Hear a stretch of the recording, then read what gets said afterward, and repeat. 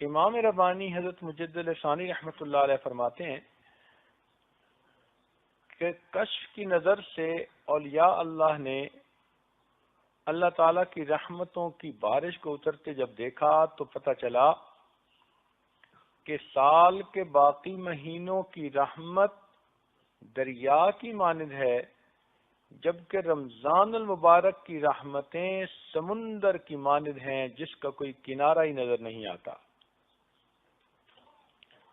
اس لیے وہ اپنے ایک مکتوب میں فرماتے ہیں کہ رمضان مبارک کا مہینہ انسان کے باقی سال کے لیے ایک نمونے کی مانند ہے، ایک اسپیسیمن کی مانند ہے۔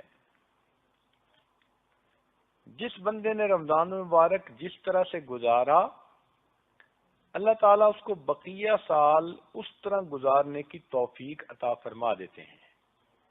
مثال کے طور پر اگر کوئی عورت چاہے کہ میں تہجد گزار بن جاؤں تو اس کو چاہیے کہ رمضان المبارک میں تہجد کی پابندی کرے۔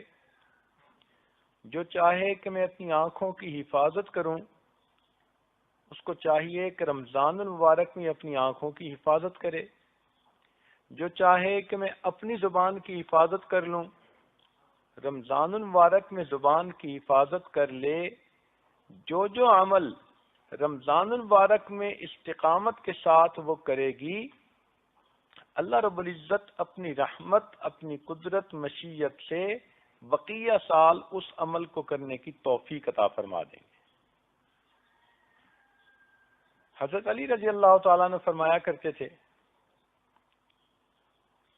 کہ اگر اللہ رب العزت نے نبی علیہ الصلوۃ والسلام کی امت کو عذاب دینا ہوتا تو نہ رمضان عطا فرماتے نہ سورہ اخلاص عطا فرماتے۔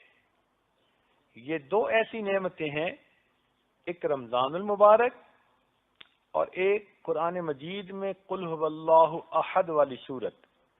وہ فرماتے تھے کہ ان دو چیزوں کو دینے کے بعد یوں معلوم ہوتا ہے کہ اللہ رب العزت نبی علیہ السلام کی امت کو عذاب دینے کا ارادہ نہیں رکھتے۔